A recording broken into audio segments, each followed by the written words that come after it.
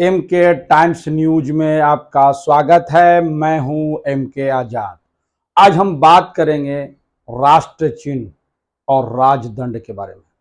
जी हाँ, एक चिन्ह राजदंड है और एक चिन्ह राष्ट्र के प्रतीक हमारा अशोक स्तंभ। इसी को लेकर बात करेंगे।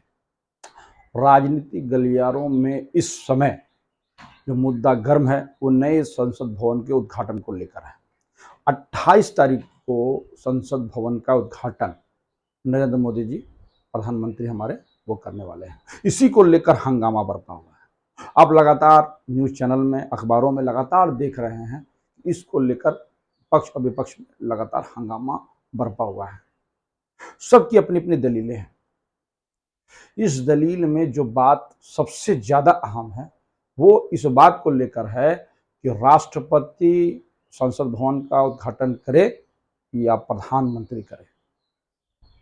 क्या ये जो संसद भवन है, जो लोकतंत्र के सबसे बड़ा मंदिर है, उसके उद्घाटन में राष्ट्रपति का नहीं पहुंचना, उपराष्ट्रपति जो राज्यसभा के सभापति होते उसका नहीं पहुंचना कितना न्यायोचित है, कितना अनुचित है।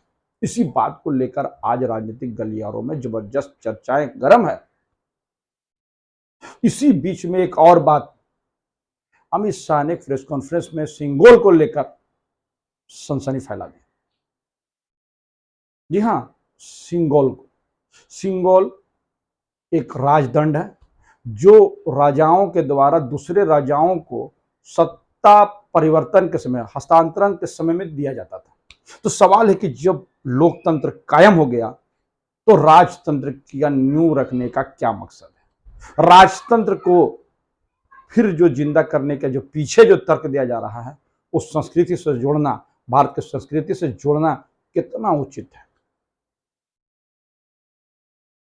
विपक्ष के लोगों का कहना है कि जो लोकतंत्र को कमजोर करने के लिए राजतंत्र के प्रतीक को जो संसद के भवन में, जो एकदम लोकसभा के जो अध्यक्ष हैं उसके बगल में लगाने की जो प्रक्रिया है, वो कहीं ना कहीं राजतंत्र को फिर से स्थापित करने का एक सिग्नल मात्र है। जी हां, इस राजतंत्र को सिग्नल देने के रूप में इसे देखा जा रहा है। ये विपक्षियों का आरोप है। याद कीजिए 11 जुलाई 2022 जब भारत के प्रधानमंत्री ने राष्ट्रीय प्रतीक अशोक स्तंभ का अनावरण जो है वो किए थे, और उसी अनावरण के समय में जो सवाल खड़ा हुए थे, आज भी वही सवाल फिर खड़े हो गए।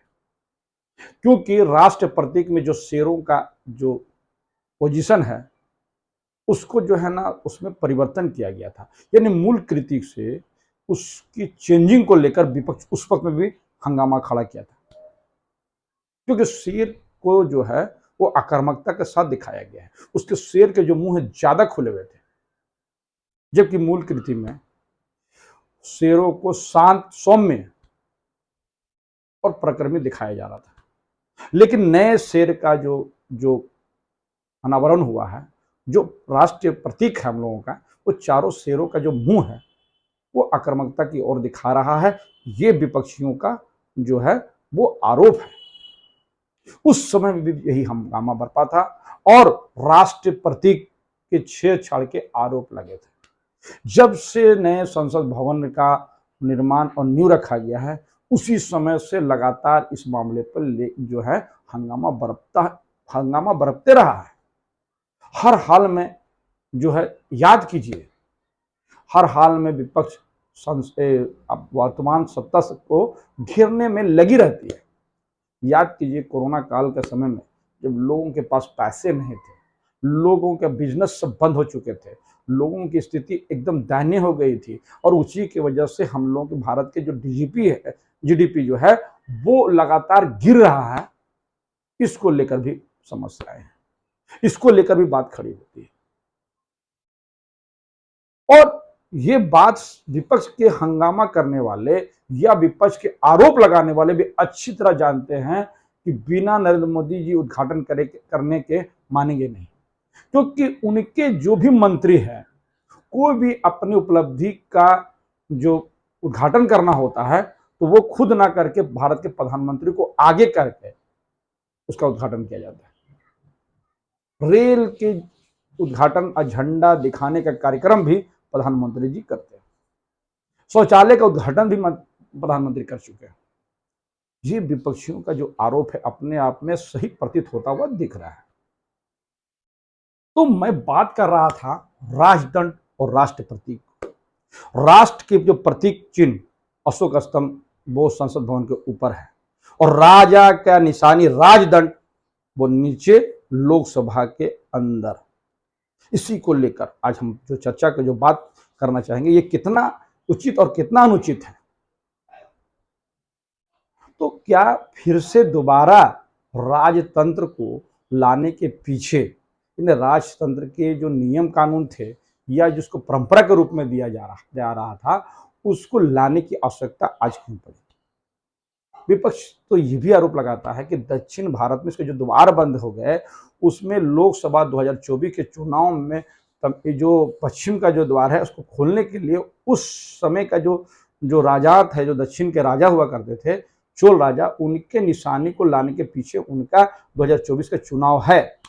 ये विपक्ष के लोगों का आरोप है। लेकिन लोकतंत्र में राजतंत्र के प्रतीकों को और उनके बातों को लाना निश्चित तौर पे लोकतंत्र को कमजोर करने का एकदम सही बात है कि उसका लोकतंत्र से कमजोर होता है। लोकतंत्र को कमजोर करने के लिए राजदंड को लाना या राजा के किसी प्रतीक को उबारना निश्चित तौर पर लोकतंत्र को कमजोर करने के नियम है, उसकी तरफ अग्रसर है। और फिर उसी विधि विधान के साथ जिस हिसाब से राजा को वो दंड दिया जाता था ब्राह्मणों के द्वारा, एक पुरोहितों के द्वारा, एक जो व्यवस्थाएं थी उसके तरफ फिर उसी तरह के आगाज करने के पीछे मकसद क्या है? मकसद साफ है। ये जिस मकसद के लिए वर्तमान की जो सरकार सत्ता में स्थापित हुए हैं उसके तरफ अग्रसर होने के ये जो है वही प्रतीक है।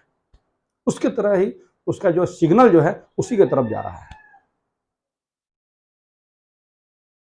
तो क्या ये 2024 के चुनाव का आगाज जो होने वाला है इससे पहले भारत के प्रधानमंत्री और अमित शाह जी को ये एहसास हो चुका है कि 2024 में उसकी सत्ता जाने वाली है?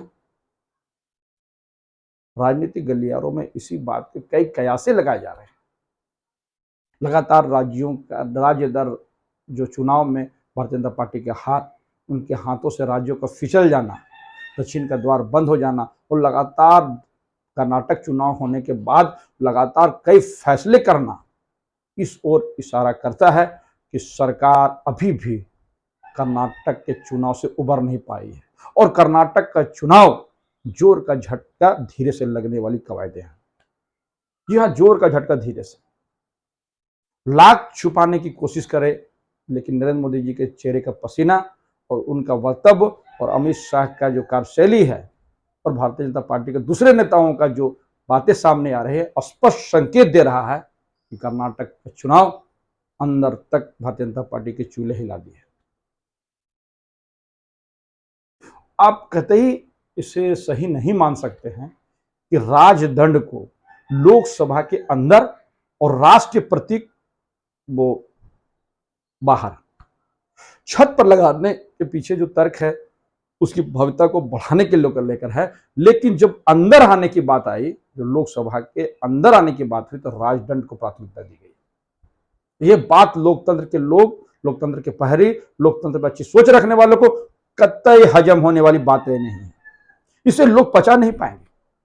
दूसरी सबसे बड़ी मैं अहम बात करने जा रहा हूं कि जो लग्जरियस टाइप के जो संसद भवन जो तैयार किया गया है, जो जनता की गाढ़ी कमाइयों का एक जो नमूना है, इस पर बैठेगा कौन? क्या जनता उस पर कभी जा पाएगी? आम लोग कभी उस पर जा पाएंगे? आम लोगों की तो इतनी हैसियत ही नहीं है कि उसके पास पटक जाए। तो फिर इतनी लग्जरियस जो बनाया गया है संसद भवन, उसका फायदा वही नेता लोग लेंगे जो नेता हमेशा से जनता के प्रति उस हिसाब से जवाबदेही नहीं है जिस हिसाब से जवाबदेही उनको संविधान और कानून देता है, जनता को क्या फायदा होगा, इस संसद भवन से जनता को क्या फायदा होगा, ये बात भी राजनीतिक गलियारों पर चर्चा का विषय बना हुआ है। कई लोग इस पर अलग अलग जो बातें कह रहे हैं, सोशल मीडिया इस मामले पे अलग अपने राय रखती है। जनता को तो रोजगार चाहिए, जनता को तो शुद्ध भोजन चाहिए, अच्छा पानी चाहिए, शुद्ध पानी, शुद्ध भोजन और रहने के लिए अच्छा मकान। आपको याद करना चाहिए कि जनता को जब मकान बनाने की बात आती है तो छोटे से कमरे में उसको गुजारा रहने के लिए छोटा सा आवास दिया जाता है, और अपने मान्यों के लिए लगातार बड़े से बड़े इमारतों को बनाना, लग्जरियस भूकंप रोधी, यानी अगर कोई भूकंप आएगा या कुछ तरह का हमले होंगे, तमाम चीजों से उसको बचाने वाली चीजें हैं। जनता को तो भगवान ही मालिक है। जो लग्जरियस लाइफ स्टाइल है उसमें जो संसद भवन बना है उसमें इजाफा करने की बात है।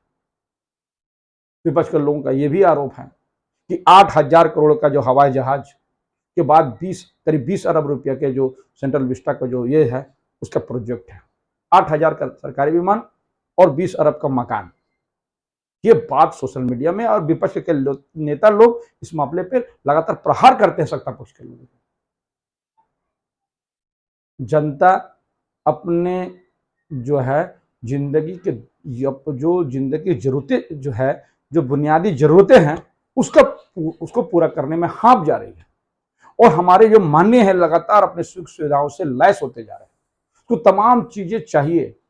जब फ्री की बात होती है तो वर्तमान के जो सत्ताधीन जो लोग हैं वो लोग कहते हैं कि सब लोगों को फ्री चाहिए, तो सांसद और मंत्रियों को मिलने वाली जो फ्री की सुविधाएं हैं सबसे पहले वो बंद होने चाहिए। जनता का ये सवाल है। तमाम मंत्रियों को, सांसदों को, विधायकों को मिलने वाली फ्री सेवा सबसे पहले बंद होनी चाहिए, और जनता तो फ्री सेवा लेने के लिए उसको अधिकार दिया जाता है, क्योंकि जनता के लिए ही वो सरकार बैठाई जाती है, जनता के हित के लिए। तो फिर ये बात कहां साबित होती है? निश्चित तौर पर राजदंड को लोकसभा में लगाया जाना लोकतंत्र के लिए सही कदम नहीं, ये लोकतंत्र को कमजोर करने का एक प्रक्रिया है। हमारा ये वीडियो कैसा लगा अपना कमेंट्स बॉक्स में जरूर कमेंट्स करें, और जिसने भी अभी तक हमारे न्यूज चैनल को सब्सक्राइब नहीं किया है उसे विनम्र निवेदन है कि वो सब्सक्राइब करना ना भूले। नमस्कार।